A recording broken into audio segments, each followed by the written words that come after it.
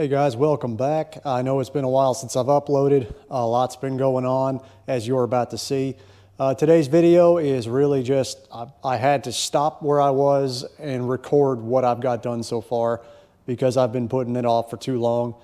But you also probably don't want to see 10 episodes of every little thing I move in, you know, like, oh, here's me moving the toolbox in here. Ooh, wow, who cares? So anyway, I think you'll be impressed with what I've done with, you know, how much I've got done with what little space I have. I say what little space after just building a brand new shop. Don't forget the carport is not up yet. That will be next summer. So for now, we'll just walk around the shop to see what I've got set up so far.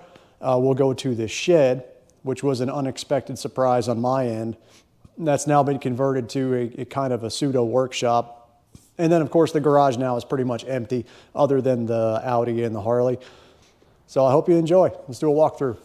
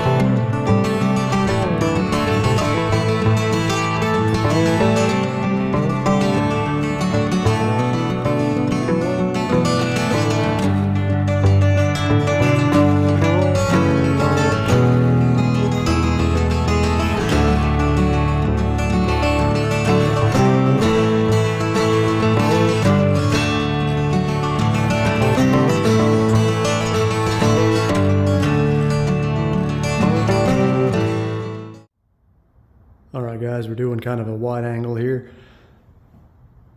Without being too obvious, I don't need to point out everything you're looking at.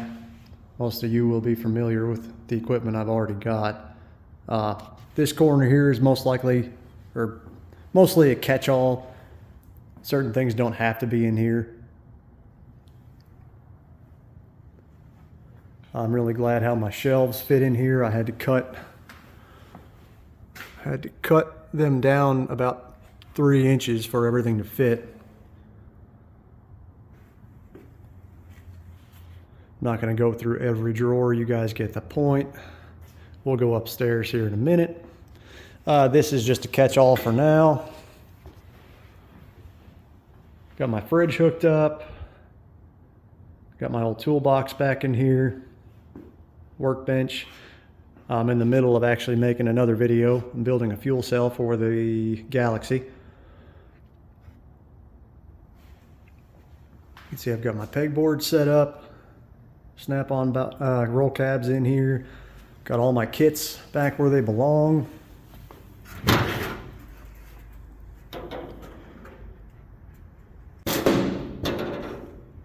And some extra stuff.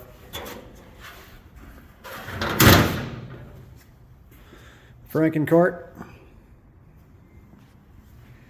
Got the quick jacks back in here.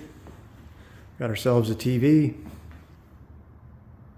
I wanted to show you, I'll go back in time a little bit and we'll go over how the outlets are installed on this wall.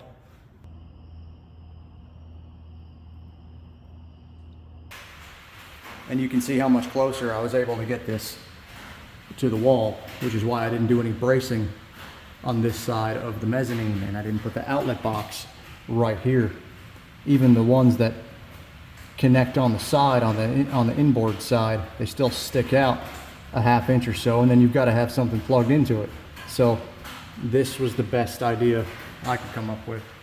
The new workbench, being 6 foot, is going to end about here, which is fine because then that gives me room to reach in around and plug the stuff in. I would show you, but you really can't see it because this thing has a kind of a bracket that's barely like a ½ inch from the wall. And you really can't see in there. So guys, this cutout on the mezzanine, you may be wondering what that's for. So it is going to be a staircase that pivots up out of the way when I don't need it.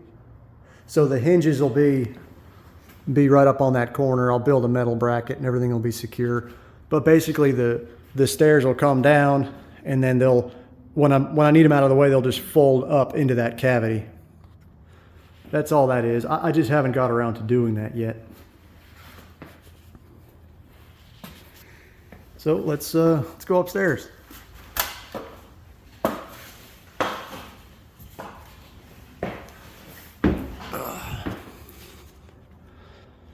As you can see, I have plenty of room to walk around up here. These are 14 inches in depth. If you notice, if you pay careful attention, how I have these rigged up to each other. You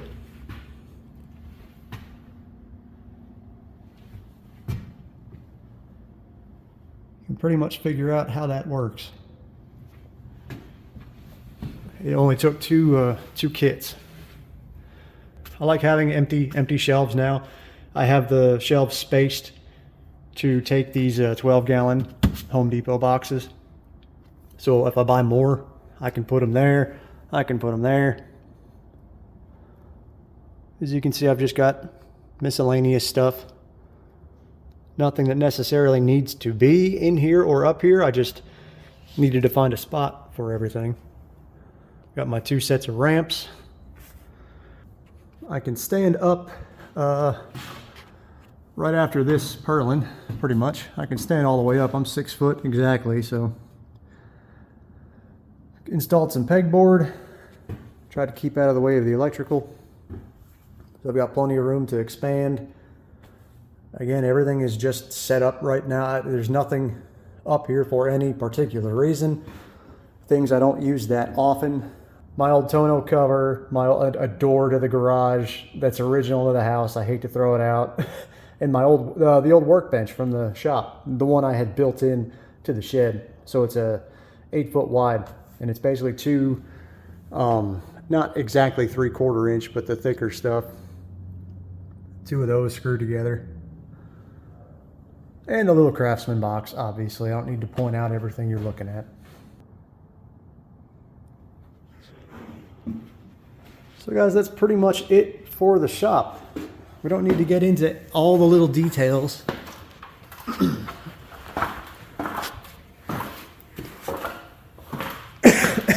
Little heater that is just barely working. It is working. You notice when you walk out and come back in. You can't really see them now, but these are anchored. Those are anchored into the concrete. I only did two on each post. 3/8 by whatever the length was, I don't remember.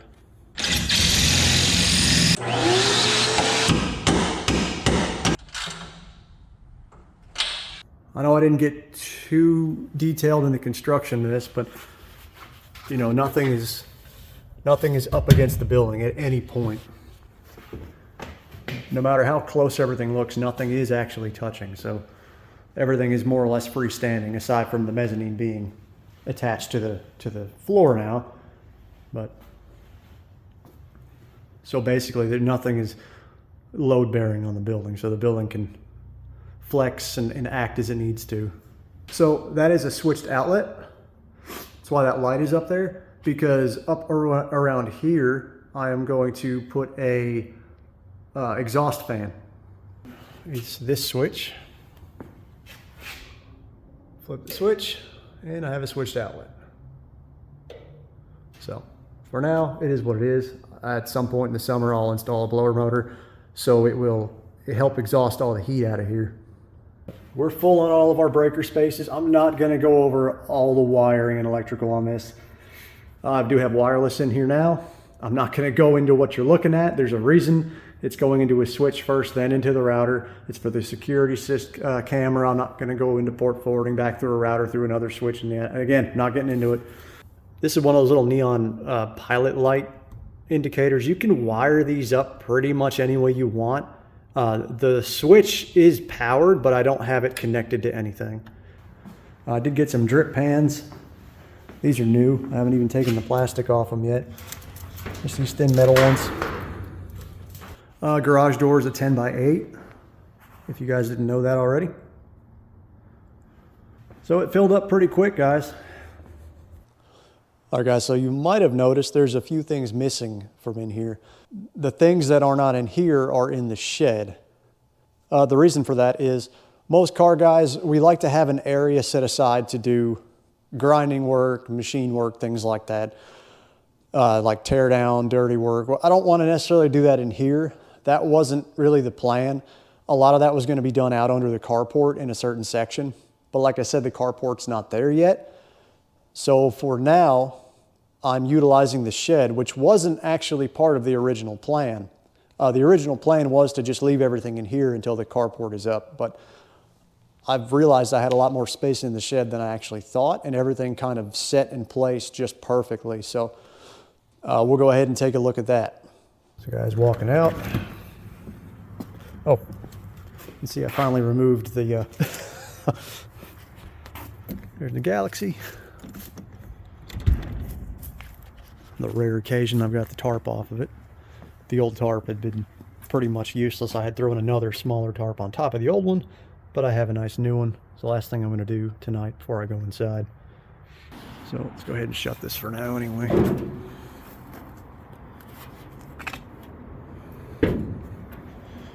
I'll finish that up later. Carport will be here at some point. That side will be walled off. It will be a semi-enclosed carport, which we'll get into in a minute because all the stuff in my shed, not all of it, but most of the stuff will actually be out under the carport.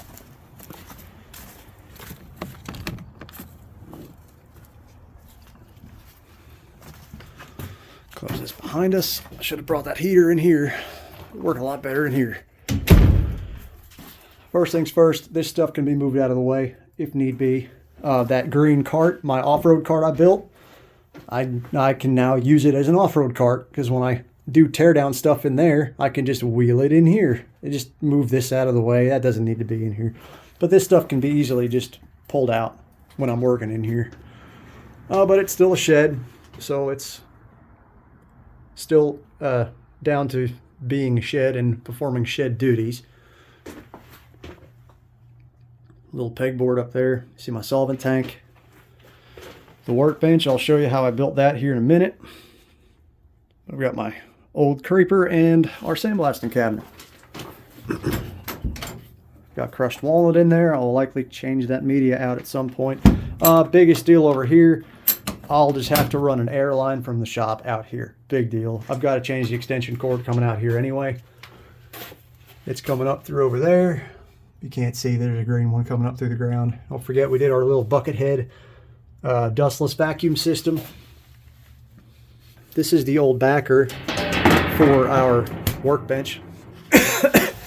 I need to cut that down. I'm going to build a skirt around this ever so, maybe like a foot high, and then I'm going to do pegboard a little higher up so I can hang stuff. I've got a spare light I'm going to install right here or wherever. I got to wash these things and grind them down.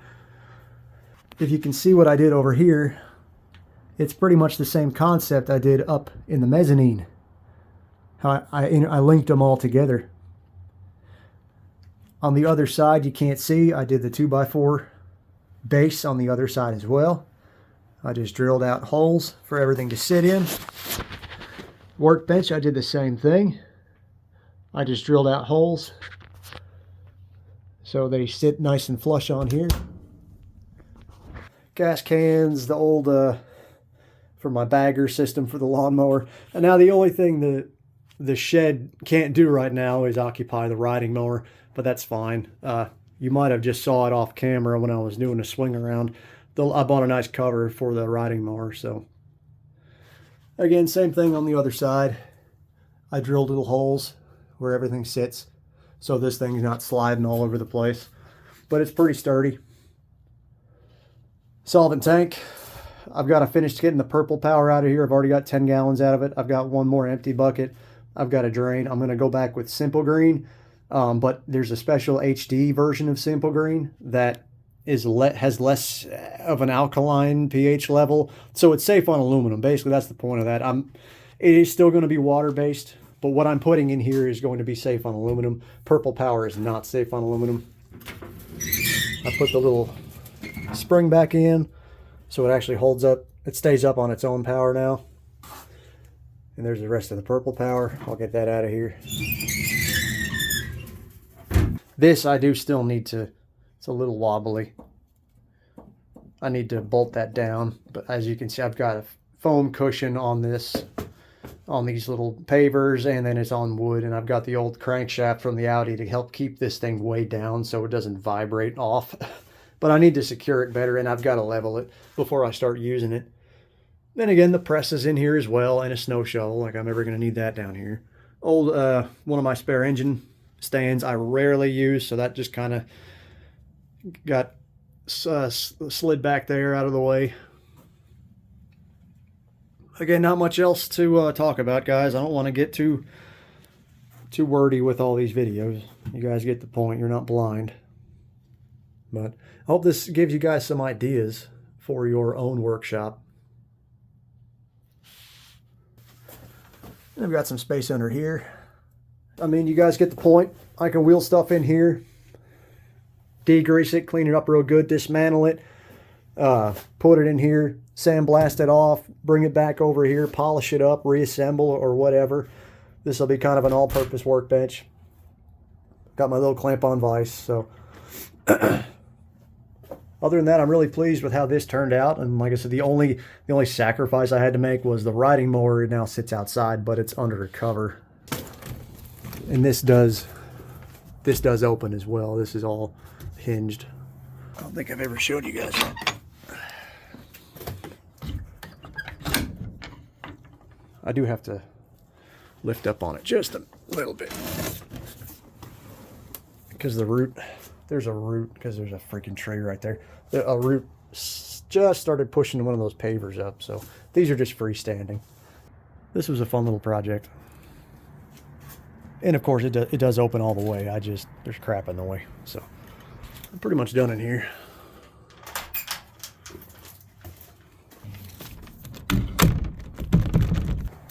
There's a ride mower. I definitely bought a, so the cover is way too big, but I bought that specifically because everybody on Amazon said the standard size was too small. I also bought a generator. I haven't even taken it out of the box yet to make sure everything works, or break it in for that matter. Well guys, as usual, thanks for watching. I've still got a lot more work to do, and that's fine. Like I've mentioned before, I'm at that point where I'm just really OCD with what's going where. Finances wise, it's a hard toss-up between just paying for the carport to be installed or buying some fancy new equipment. I know I've hinted on that on certain videos. I'm not telling you what it is yet, but because there's a couple things in mind. For instance, the lifts. I'm likely going to do a mid-height 2-post lift. But when that happens, we'll get to there. For now, we'll be using the quick jacks. There's something very big that's supposed to go right here, but it's also very expensive. But I have to pick between that and the carport. I know you guys want to actually see things happen. I could tell from the writing on the wall, from the lack of views on a lot of my other videos. I don't blame you. I'm glad I have this now, because sound was something that I had been fighting almost immediately of putting this place up. As you saw, I think I have 2 videos I wish I just didn't make because the sound quality is horrible. But the next video, I've already got recorded 90% of it. I was building a fuel cell for the Galaxy out of a fuel can you can buy at Walmart. So we'll see how that goes. It's already done. Now I've just got to strap it into the Galaxy and get it moved in here. And that'll be the next video. So starting to finally get some kind of traction. But again, guys, thanks for watching. I'll see you on the next one.